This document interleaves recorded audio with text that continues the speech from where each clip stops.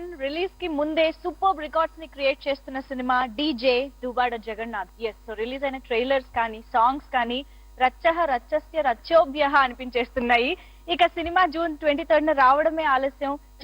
హిట్టస్య హిట్టోభ్యః అనడానికి మీరందరూ అంటే మనందరం ఎలాగూ రెడీగా ఉన్నాము.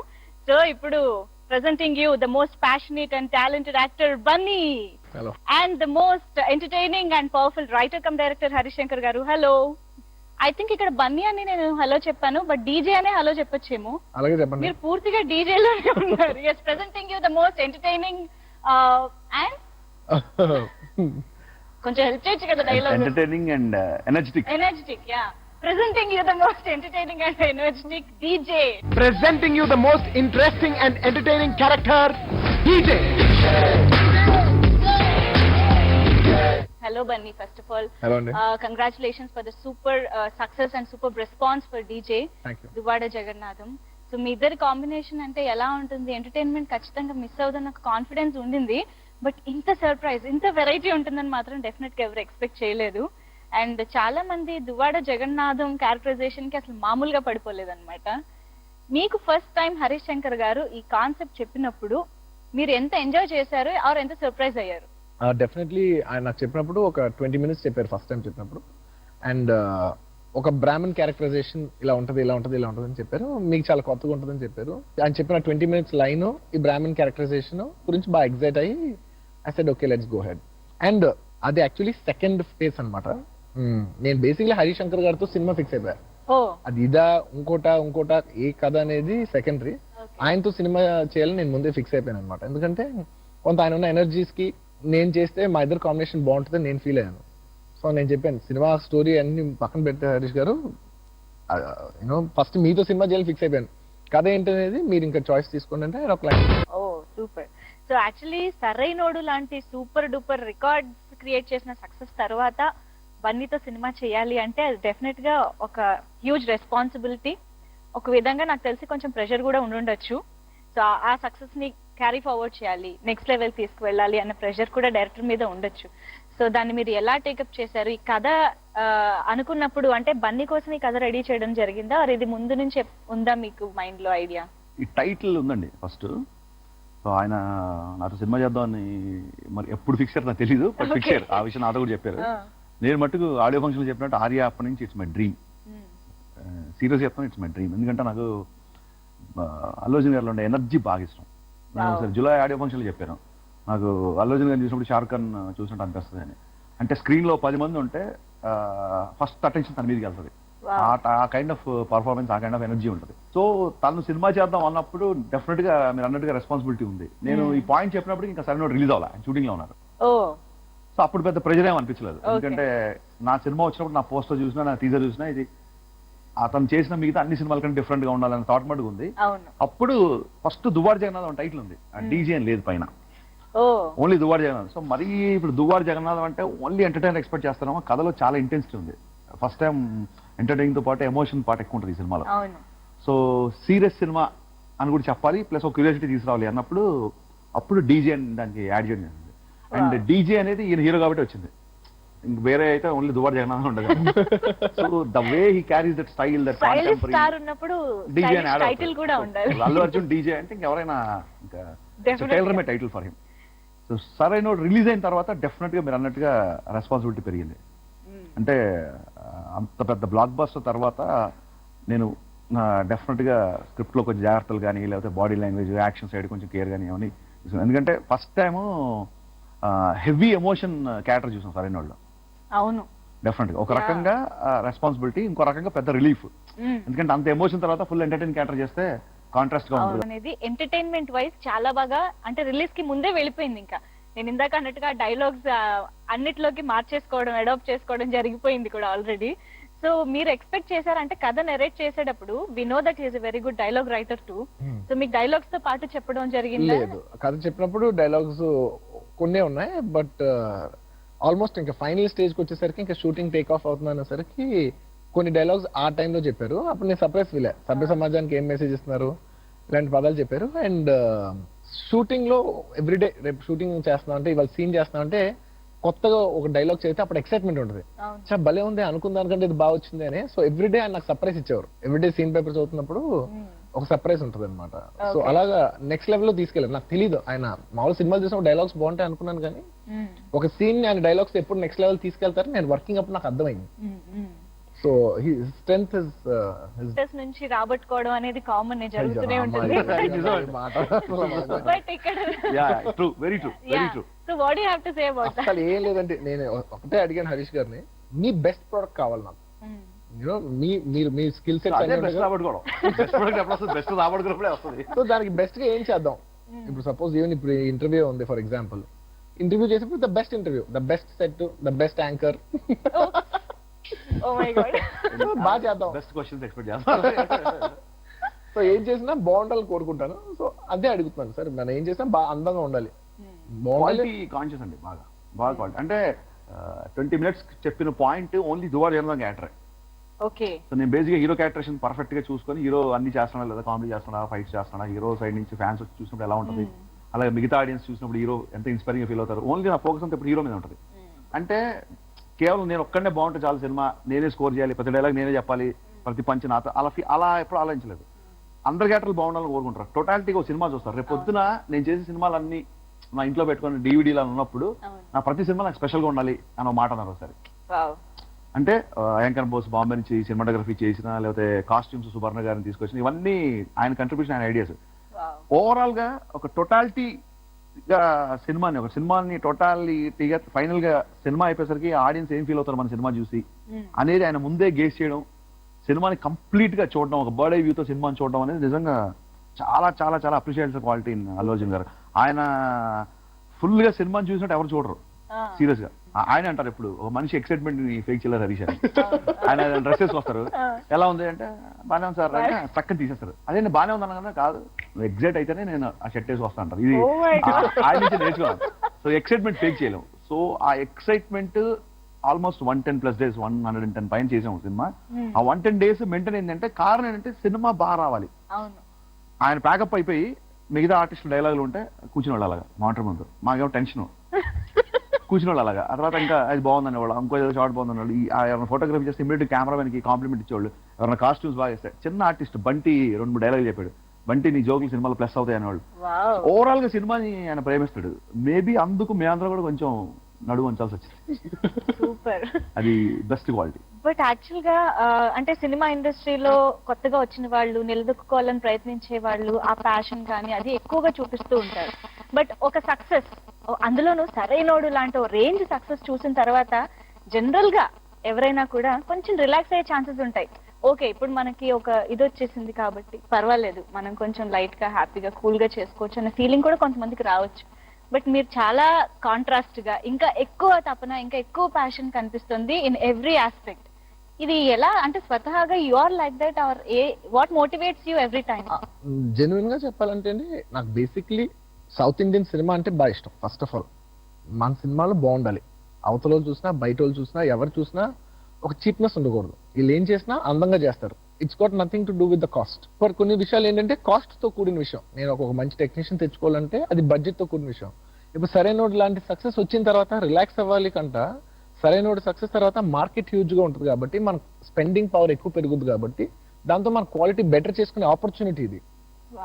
సో నేను ఇది ఆపర్చునిటీగా ఆలోచిస్తున్నాను. This is my opportunity. ఇప్పుడు ఇంత సెట్ చేయడానికి నేను ఇంతవరకు ఇంక ముందు అడుగుతాను, నాకు స్తోమత ఉండేది కాదు అప్పుడున్న బడ్జెట్స్ కి, అప్పుడున్న లిమిటేషన్స్ కి.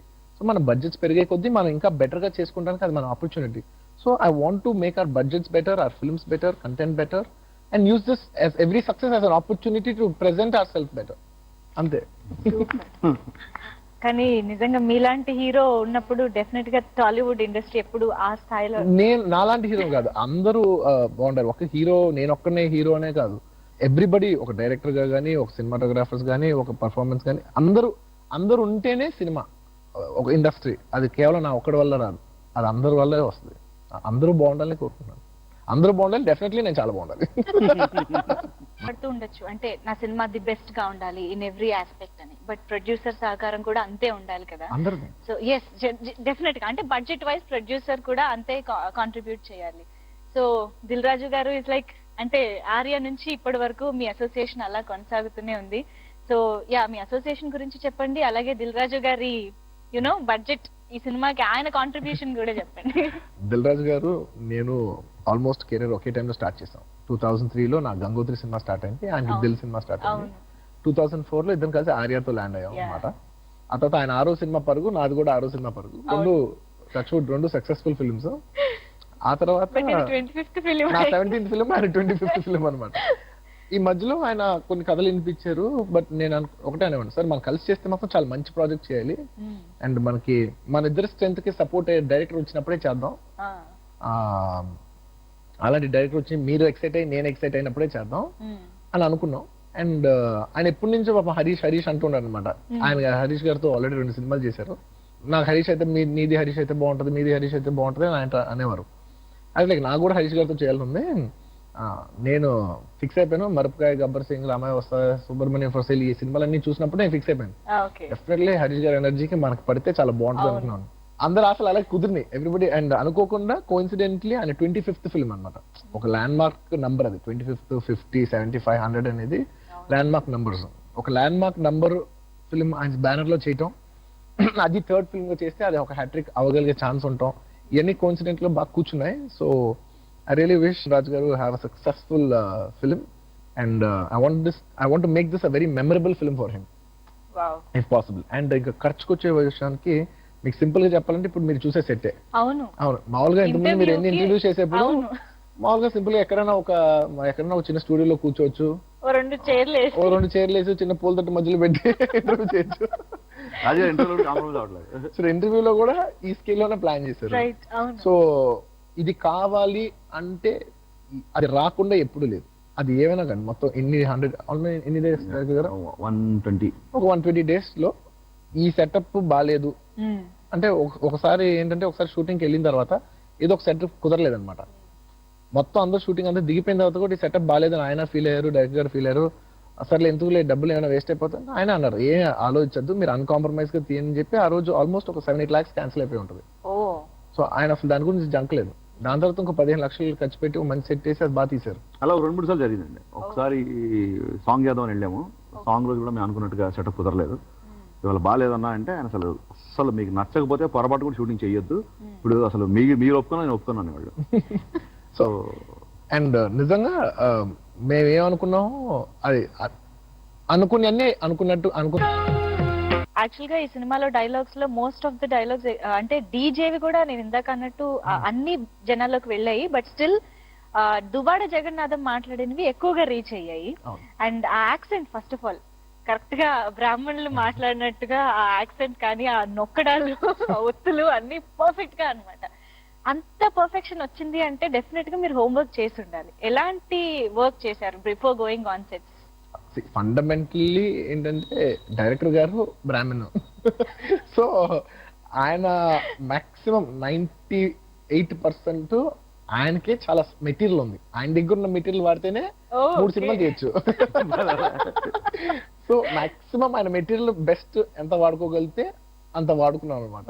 ఎక్కువ ఇన్పుట్ డిక్షన్ వైజ్ కానీ బాడీ లాంగ్వేజ్ వైజ్ కానీ డైరెక్టర్ దగ్గర బాగా, ఎందుకంటే ఆయన అనుకున్న క్యారెక్టరైజేషన్, ఆయన ఎప్పటి నుంచో చేద్దాం అనుకున్న క్యారెక్టరైజేషన్, ఆయన మైండ్ బ్యాంక్ లోనే బోల్డ్ అంత ఇన్ఫర్మేషన్ ఉంది. సో మాక్సిమం అది వాడుకున్నాం. అది కాకుండా కొంతమంది బ్రాహ్మిన్స్ ఇంటికి అప్పుడప్పుడు పూజలకు వచ్చేవారు, అండ్ ఇందులో ఏదో స్పెషల్ రిక్వైర్మెంట్ ఉంది, ఆయన నన్ను ఏదో కొంత నేర్చుకోమన్నారు చిన్న చిన్నయ్యో. సో దానికి నేర్చుకోవడానికి కొంతమంది బ్రాహ్మిన్స్ వచ్చేవారు. వాళ్ళతో మాట్లాడినప్పుడు వాళ్ళు ఎలా మాట్లాడుతున్నారు ఏంటి, అండ్ మా ఇంట్లో ఏదో పక్కింటి వాళ్ళ దగ్గర ఏదో పూజ ఏదో చేశారనమాట. ఆ రోజు ఓన్లీ వెజిటేరియన్ వంటలే పెట్టారు. సో అన్నప్పుడు నేను అది చెప్పాను అనమాట, ఒకసారి ఫంక్షన్ అయిపోయిన తర్వాత నేను ఒకసారి బ్యాక్ డోర్ వెళ్ళి చూస్తాను వాళ్ళు ఎలా చేస్తున్నారు ఏంటనేది.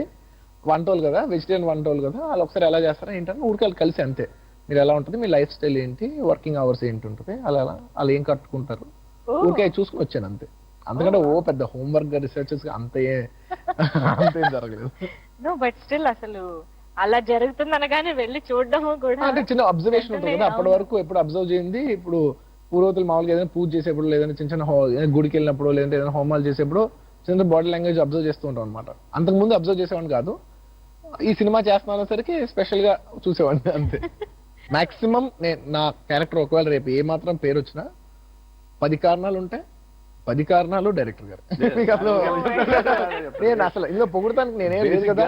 ఈ క్యారెక్టర్ కానీ ఏ క్యారెక్టర్ తీసుకుని బేసిక్ గా హార్డ్ వర్క్ ఉంటుంది. హార్డ్ వర్క్ అంటే ఎక్కువ ప్రిపరేషన్ కాదు, అబ్జర్వేషన్ చాలా విపరీతం. ఆయన ప్రణవ్ బ్రాహ్మిన్స్ వాళ్ళు అబ్జర్వ్ చేసి ఉండండి, సెట్లు కూడా చాలా అబ్జర్వ్ చేస్తుంటారు. నేను మారుతా అలాగా ఆయన ఏదో సీన్ చెప్తూ వాటర్ అలా పెట్టేస్తే ఆయన అలా మారుతున్నట్టు అలా తీసుకుని దాన్ని మూత పెట్టి అలా పెట్టేస్తుంటారు. లుక్ ఇలాగే ఉంటది, విపరీతమైన అబ్జర్వేషన్. నేను అది బాగా గమనించాను. సో సెట్లు చాలా జాగ్రత్తగా ఉండేవాళ్ళు అందరూ, ఎందుకంటే అన్ని చూసేస్తారు, చాలా ఫాస్ట్ క్విక్ లర్నర్ బేసిక్ గా. అండ్ ఈ క్యారెక్టర్ కాదండి, ఒక దువార్ జగన్నాథం క్యారెక్టర్ కాదు. అసలు నేను 2-3 సార్లు షూటింగ్ వెళ్ళాను, చాలాసార్లు సరైనప్పుడు షూటింగ్ వెళ్ళాను. షార్ట్ అయిపోయిన తర్వాత నెక్స్ట్ షార్ట్ ఏంటి, ఆ సీన్ పేపర్ పట్టుకొని ఇంకా డైలాగ్ మీదే ఉంటాడు తప్ప మధ్యలో ఫోన్లు కానీ ఎస్ఎంఎస్ ఇచ్చుకోవడం కానీ పక్క వాళ్ళతో ఏదో మాట్లాడడం కానీ అది ఉండదు. 24 hours ఫోకస్ గా ఉంటాడు. అంత ఫోకస్ అనేది ఇన్ని సినిమాలు చేసిన తర్వాత నాకు చాలా సర్ప్రైజ్. డెఫినెట్ గా ఏ ఆర్టిస్ట్ అయినా కష్టపడతాడు, అందరు హీరోలు కష్టపడతారు, అందరు కొత్తగా వచ్చేవాళ్ళు ఆల్రెడీ సెటిల్ అయ్యేవాళ్ళు, సక్సెస్ వచ్చిన వాళ్ళేమో రెస్పాన్సిబిలిటీ ఉంటుంది, కొత్తగా వచ్చేవాళ్ళేమో ప్రూవ్ చేసుకోవాల్సిన తపన ఉంటుంది. బట్ ఒక అల్లు అరవింద్ గారి సన్ ఇంత పెద్ద స్టార్ అంటే మనం మాట్లాడితే కరెక్ట్ గా కోటీశ్వరుడు కొడుకు అని చెప్పొచ్చు, ఒక హీరో అనేది కాకుండా. నేను అదే ఆడియో ఫంక్షన్ చెప్పినట్టు చాలా వండర్ ఫీల్ అయ్యాను.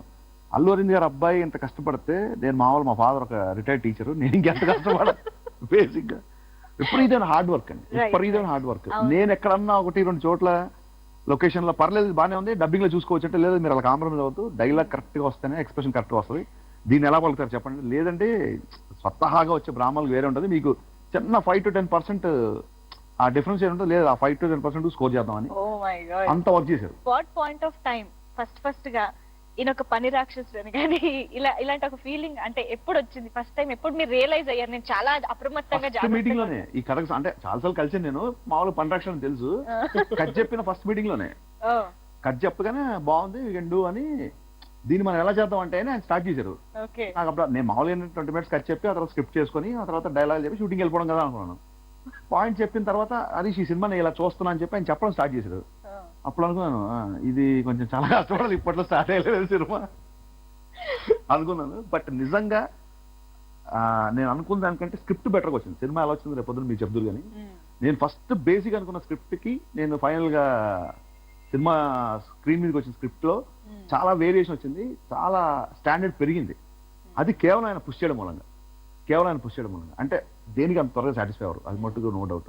So very very good quality, అది ఇప్పుడు నాకు అంటుకుంది, త్వరగా సాటిస్ఫై అవ్వరు. ఇది వచ్చేసింది కదా ఇది ఓకే, ఇంకా దీన్ని లాస్ట్ మినిట్ వరకు క్లాప్ పిన్ అనేంత వరకు ఆ టేక్ ని ఎంత బెటర్ గా చేయొచ్చు. I think every one should learn that. అంటే కొత్తగా వచ్చే హీరోలు అందరూ నేర్చుకోవచ్చు. క్లాప్ పిన్ అనేంత వరకు వీ హ్యావ్ ఎ ఛాన్స్ కదా అంటారు ఆయన. మనం ఇంకా ఈ టేక్ చేస్తే ఇది ఇంకా హిస్టరీలో ఫర్ ఎవర్ ఉండిపోద్ది. అలా ఉన్నప్పుడు మనం ఎందుకు మన బెస్ట్ ఇవ్వకూడదు? ఇది అంటే తప్పని అందరికీ ఉంటది, నేను కాదను. బట్ ఒకసారి ఏంటంటే మాకు టైం కన్స్టెంట్, ఈ సీన్ వల్ల ఫినిష్ చేయాలి, ప్రొడక్షన్ ప్రాబ్లమ్స్ 100 ఉంటాయి. ఆయన అసలు కాంప్రమైజ్ ఆ విషయంలో అసలు కాంప్రమైజ్ క్వశ్చన్ లేదు. అది నాకు చాలా ఇన్స్పైరింగ్ ఈ సినిమా.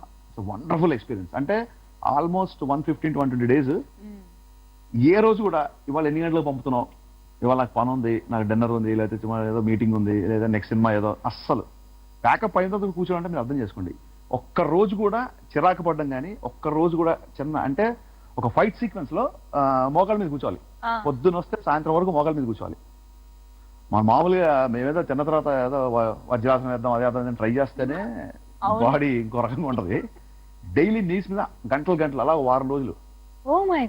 అంటే కాసేపు కూర్చొని మేము ఫస్ట్ డే నేను డైలాగ్ చెప్పుకుంటే రా మీరు లేవు సార్ అలాగే రెడీ అన్నాను.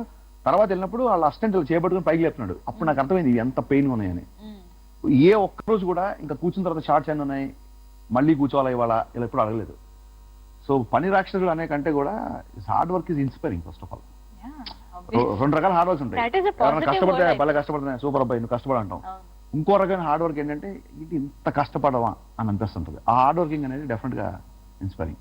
ఆయన ఉన్నాడని పొగడం కాదు, ఆయన లేకపోయినా కూడా ఇదే చెప్తాను.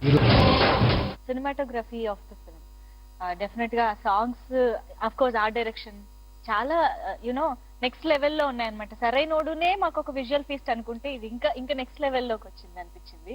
సో దీని పరంగా మీరు మళ్ళీ సినిమాటోగ్రఫీ పరంగా కానీ ఏమన్నా స్పెషల్ కేర్ తీసుకున్నది ఉందా? అదే లేదు, మా సినిమాటోగ్రాఫర్ అయాంకా బోస్ అని very good cinematographer. And works కూడా ఇంతకుముందు చూసాం. మామూలుగా డైరెక్టర్ గారు కొన్ని ఆప్షన్స్ తీసుకొచ్చారు, అందులో నాకు బాగా నచ్చిన పేరు అయాంకా బోస్ అనమాట. నేను కూడా ఎప్పటి నుంచో అండ్ ప్లస్ ఆయన గురించి విన్నాను. ఓకే. అంతకు ముందు నేను పనిచేసిన వన్ ఆఫ్ ది డైరెక్టర్స్ ఎవరో చెప్పినట్టున్నారు ఆయన గురించి. సో నేను విన్నాను, అండ్ ప్లస్ అతను బాంబేలో యాడ్స్ చేసినప్పుడు అతని గురించి విన్నాను. సో అతను వెరీ ఫ్లెక్సిబుల్ అంట, సినిమా కూడా బాగా చేస్తాడని వింటే నేను చెప్పాను దగ్గరికి, మరి ఉన్న ఆప్షన్స్ లో నేను అతని గురించి ఇలా విన్నాను, అది బాగుంటది అంటే ఆయన వెళ్ళి కలిసారు. కలిసి సార్ ఈస్ వెరీ అమికబుల్, నాకు బాగా నచ్చాడు, వర్క్ కూడా నచ్చింది, విల్ గో హెడ్ అంటే sir yeah even I also wanted to work with him from long time. అలా కుదిరింది. ఆయన కోరిక నా కోరిక, ఆయనకు కూడా ఆ కెమెరామెన్ బాగా ఇష్టం, నాకు కూడా అనుకోకుండా ఆ కెమెరామెన్ బాగా ఇష్టం. అండ్ డబ్బుల విషయంలో దిల్ రాజు గారు వెనకాడలేదు. Camera side, costume side, cinema look పరంగా 100% హీరో కంట్రిబ్యూషన్. అంటే నేను కొన్ని పేర్లు అనుకున్నాను, ఆయన కొన్ని పేర్లు అనుకున్నాను. ఇద్దరు షార్ట్ లిస్ట్ లో ఆయన చెప్పినట్టుగా ఇతను ఉన్నాడు. అండ్ ఈయన వర్క్ గురించి ఎక్కువ ఆయనకి తెలుసు, హీరో గారు తెలుసు, నాకు కాదు. అదే లేదు, కేవలం నేను కొన్ని యాడ్స్ చేయడం వల్ల ఆయన ఎక్స్పోజర్ ఎక్కువ కాబట్టి. అలానే లేదు సార్ మీ 17 సినిమాలు, నాది 6వ సినిమా, ఎవరు ఎక్కువ ఎక్స్పీరియన్స్ ఇక్కడ? చెట్ల ఎక్స్పీరియన్స్ ఎవరమ్మా అంటే కూడా చేస్తారు కాబట్టి ఐ థింక్ అక్కడ మెయిన్ యాడ్స్ వల్ల అంతే. సినిమా నెంబర్ ఆఫ్ సినిమాస్ అని కాదు, ఓవరాల్ సినిమా మీద ఎక్కువ క్రాఫ్ట్, మీకు ఎక్కువ కమాండ్ ఉంటుంది, కానీ జస్ట్ యాడ్స్ చేయడం వల్ల అంతే. అంటే క్వాలిటీ ఇచ్చే కెమెరామెన్స్ ఉంటారు, స్పీడ్ గా చేసే కెమెరామెన్స్ ఉంటారు. ఈ రెండు కాంబినేషన్ అనేది మెయిన్. అతను డెఫినెట్ గా సినిమా చాలా ప్లస్. విజువల్ గా నేను అనుకున్న దానికంటే చాలా బెటర్ గా తీసేస్తాను, అందులో డౌట్ లేదు. Visual credit goes to. అంటే ఆ బ్రాహ్మణ గెటప్ వేసుకున్నప్పుడు అంటే దాని గురించి ఏమైనా 2-3 గెటప్స్ ట్రై చేయడం అలా జరిగిందా before going on set? Basically ఎలా గెటప్ ఎలా ఉండాలి డైరెక్టర్ గారికి ఒక ఐడియా ఉంది. ఈ సినిమాకి కాస్ట్యూమ్ ఓవరాల్ అన్ని కాస్ట్యూమ్స్ సూపర్విజన్ ఒక లేడీ చేసినారు, సుబర్ణ అని. సో ఆ డైరెక్టర్ కొంత ఆవిడ ఫీడింగ్ ఇచ్చినట్టున్నారు. అంటే నేను ఇలా అనుకుంటున్నాను, మీరు బాంబే నుంచి వచ్చారు కదా, మరీ దాన్ని ఈ రియలిజం తీసుకుని వెళ్ళిపోయి చేయకండి, బాగుండాలి, at the same time authentic గా కూడా ఉండాలంటే ఆవిడ ఏదో ఒక డిజైన్ పట్టుకుంది. ఒక 2-3 ప్యాటర్న్స్ చూపిస్తే డైరెక్టర్ గారికి నాకు కామన్ గా ఒక ప్యాటర్న్ నచ్చింది. యాక్చువల్ 2-3 ప్యాటర్న్స్ తీసుకొచ్చింది. ఫస్ట్ ఆ ప్యాటర్న్ వేసుకున్న వెంటనే నాకు చాలా నచ్చింది, మిగతా 2 ప్యాటర్న్స్ అవసరమా అంటే అన్నారు, థ్యాంక్స్ సార్, నేను కూడా ఎలా చెప్దాం అనుకుంటున్నాను మీకు, అస్సలు వద్దు, ఇదే యూనిఫామ్, అసలు దుబారా జగన్నాథ్ అంటే ఈ డ్రెస్సే గుర్తుకు రావాలి, అలాగే ఓన్లీ ఒక డ్రెస్ వేద్దాం. సో అనుకోకుండా అన్ని సీన్స్ లో కూడా ఎక్కువ మాక్సిమం నెంబర్ ఆఫ్ సీన్స్ ఆ డ్రెస్ ఎక్కువ వేసాం అనమాట. అండ్ ఇంకొక రెడ్ ధోతి ఇది కూడా ఉంటుంది అసలు. అదే ఇందులో వచ్చే ఆ 2-3 షార్ట్స్ అయితే ఇంకా అసలు సూపర్ హైలైట్. ప్యూర్లీ డైరెక్టర్ గారి ఐడియా. అంటే ఒక ఇంటర్వెల్ సీక్వెన్స్ దగ్గర అనుకున్నది, ఆయన ఎప్పటి నుంచి ఆయన మైండ్ లో ఉంది, సార్ నేను ఒకలాగా అనుకుంటున్నాను, మిమ్మల్ని ఒక రెడ్ డ్రెస్ లో ఒక ఆశయంలో ఒకలా అనుకుంటున్నాను చెప్పారు. యాస్టిస్ కాస్ట్యూమ్ వచ్చింది, వేసుకున్నాను, బాగుంది, షూట్ చేశాను, అంతే. బయట బ్రాహ్మణులు వేసుకున్న డ్రెస్ ఇది. అంటే ఈ పట్టుబట్టలు అనేది పర్టికులర్ ఒక అథెంటిక్ వైదికం, కానీ ఇంత కలర్ఫుల్ గా ఎప్పుడు అనిపించలేదు.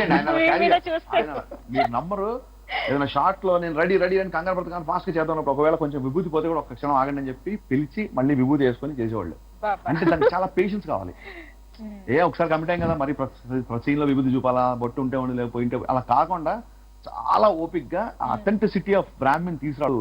షూటింగ్ లో చెప్పలేదు, ఆ కేర్ అదంతా అది. అండ్ దుబారా జగన్నాథ్కి ఎలా తీసుకున్నారో సినిమాలో ఉన్న మిగతా గెటప్లు కూడా అలాగే తీసుకున్నారు. అందుకే అభిమానులకి పిచ్చి ఇవన్నీ అంటే బీట్ గర్ల్స్ ఆర్ బాయ్స్ ఎవరైనా. అయ్యో వాట్ చెప్పండి,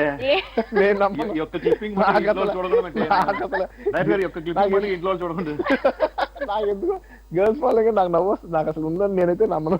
మీరు ఓకే అనాలి కానీ ఇక్కడికి ఎంత 100,000 మంది వచ్చేస్తారు. ఈ మాటలు చాలా ఏళ్ళు కట్టినారు కానీ మాటలు చాలా మంది ఫేస్బుక్ లో, ట్విట్టర్ లో. ఐ థింక్ అభిమానులు అందరూ కూడా ఇంకొక విషయానికి ఫిదా అయిపోయారు ఆడియో రిలీజ్ ఫంక్షన్ లో. ఎవరు ఎక్స్పెక్ట్ చేయలేదు నేను కూడా. ఓ మై గాడ్, నిజంగా అది బ్లడ్ జీన్స్ అంటారు కదా, నిజంగా అలా క్యారీ ఫార్వర్డ్ అయిపోయింది. వి హ్యావ్ నెక్స్ట్ స్టార్ అనిపించేది. ఆల్రెడీ అడ్వాన్స్ రెడీ అయిపోయారు. నిజంగా అండి, అంటే ఆ ఇంట్లో ఉన్నదాన్ని బట్టే, ఇంట్లో ఉన్న ఎన్విరాన్మెంట్ ని బట్టే పిల్లలు పెరుగుతారు, అది తెలిసింది. సో తను I think audio release function కి వచ్చిన దగ్గర నుంచి కళ్ళు ఆర్పకుండా he's very much concentrated on the function.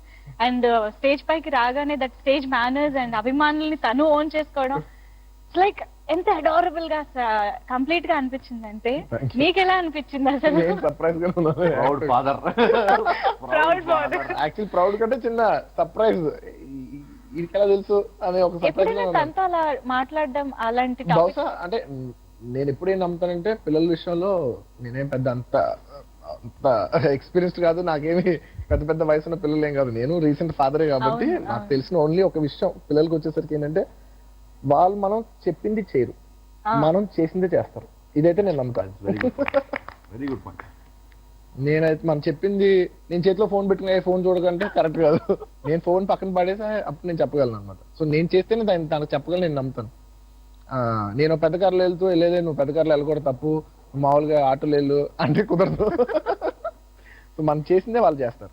So బహుశా నేను జనాల ఫ్యాన్స్ చూసినప్పుడు ఎప్పుడైనా కిటికీ నుంచి వరండాల నుంచి ఎప్పుడు దండం పెట్టినప్పుడు చూస్తుంటాడేమో, మరి అలాగే పెట్టాడు మరి. సీరియస్లీ అది మాత్రం మాకు ఎప్పటికీ గుర్తుండిపోతుంది. ఐ థింక్ వీడియో బాగా ఫేమస్ అయింది.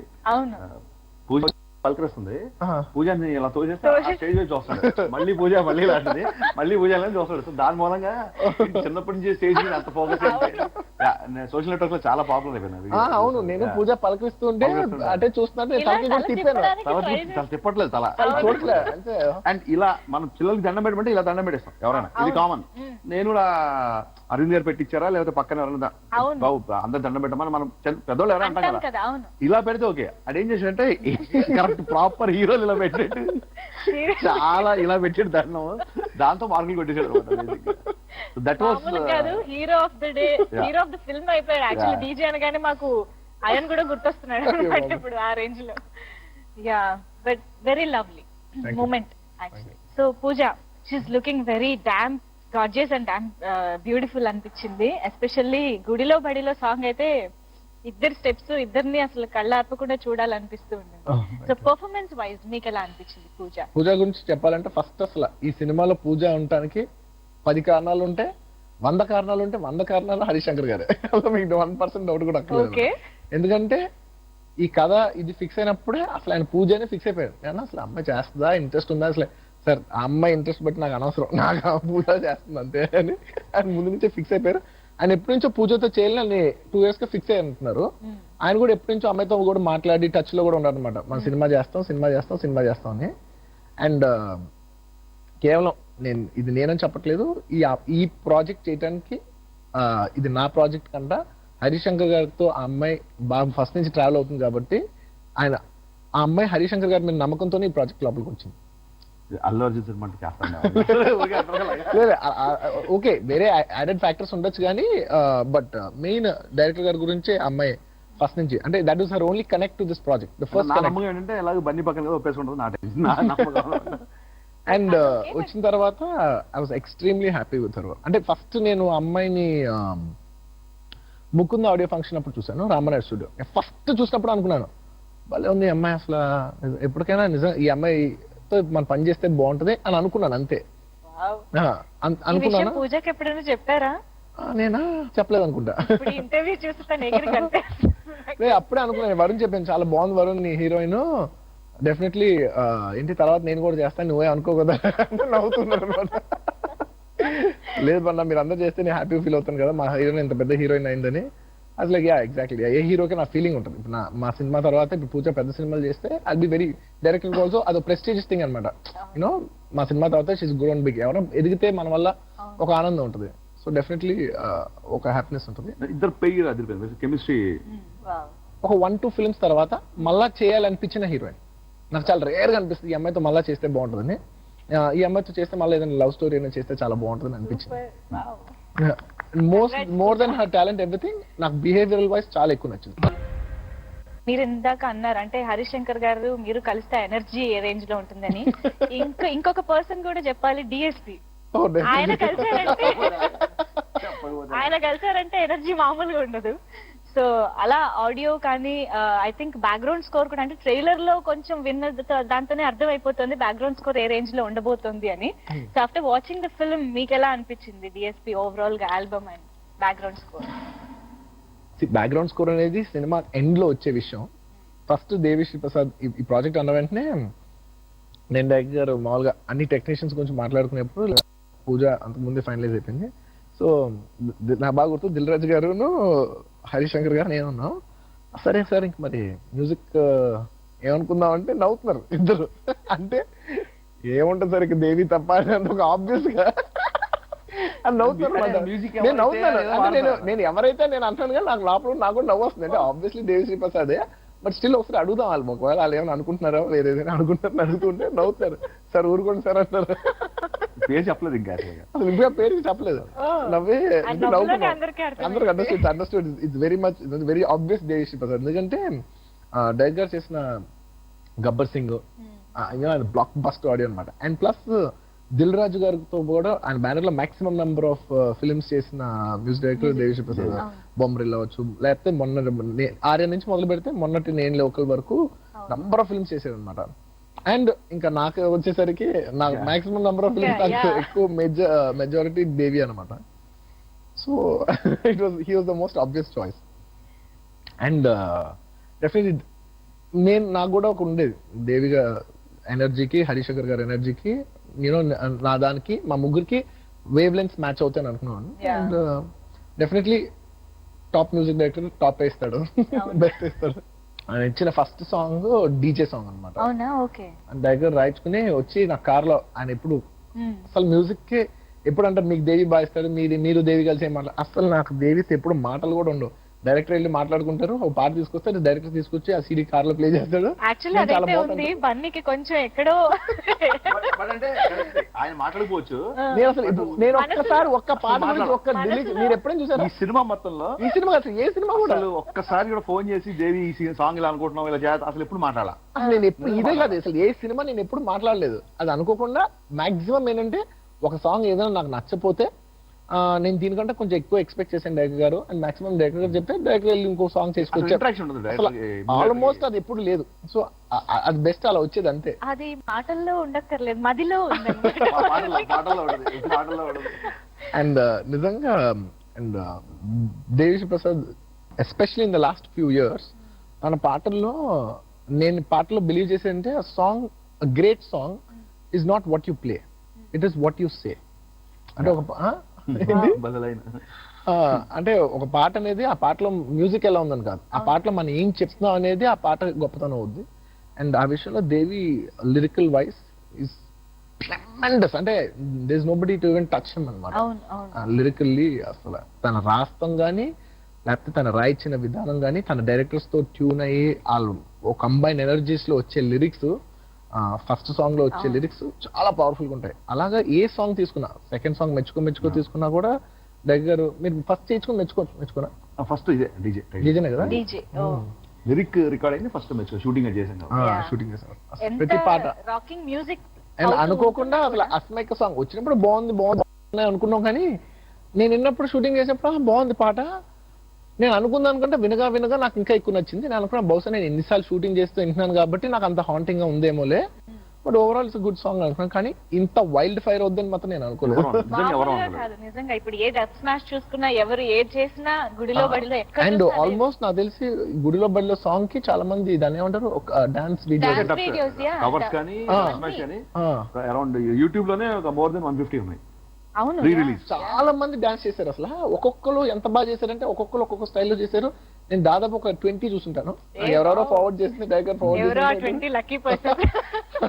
చేసిన వాళ్ళందరూ బాగా చేశారు, చాలా బాగా చేశారు. వాళ్ళ స్టైల్ చాలా బాగా చేశారు. అండ్ వాళ్ళకున్న లిమిటేషన్స్ లో వాళ్ళు చాలా బాగా షూట్ చేశారు, బాగా చేశారు. And first time Gabbar Singh తర్వాత నేను రేడియో వాళ్ళకి FM వాళ్ళకి ఇంటర్వ్యూస్ చెప్పారు టాప్ 20లో 5 సాంగ్స్ ఉన్నాయి, DJ 5 సాంగ్స్ ఉన్నాయి. అలా ఒకే సినిమా నుంచి 5 నెంబర్స్ లో అంటే ఒకటి 12, ఒకటి 13, ఒకటి 5, 4, 3 అలా సంథింగ్ నెంబర్స్ తెలీదు. మొత్తం ఆల్బమ్ పాటలు టాప్ 20లో ఉండడం అనేది after so many years only DJ. Entire credit goes to Devi Sri Prasad. Trailer కూడా రిలీజ్ అయిన 24 hours లోనే రికార్డ్స్ క్రియేట్ చేసింది యూట్యూబ్ లో. సో యాక్చువల్లీ ఇందాక హిట్ చెప్పాను, blockbuster blockbuster blockbuster అనాలి. ఇప్పుడు విన్నాక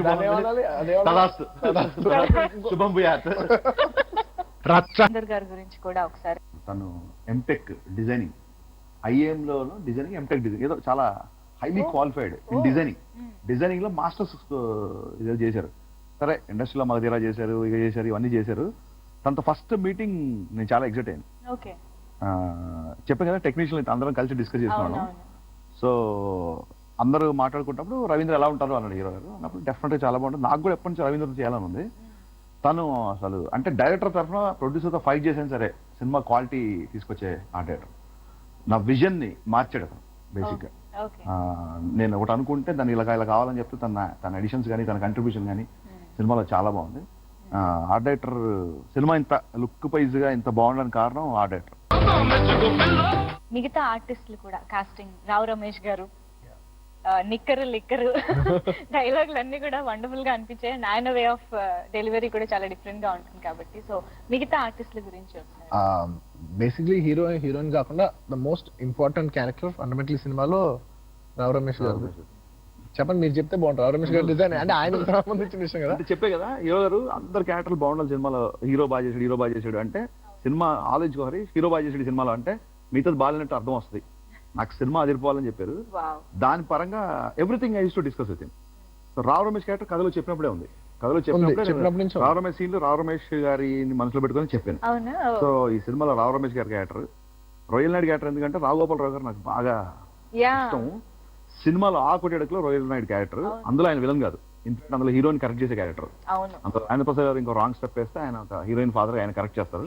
దీంట్లో మటుకు పక్కా విలన్.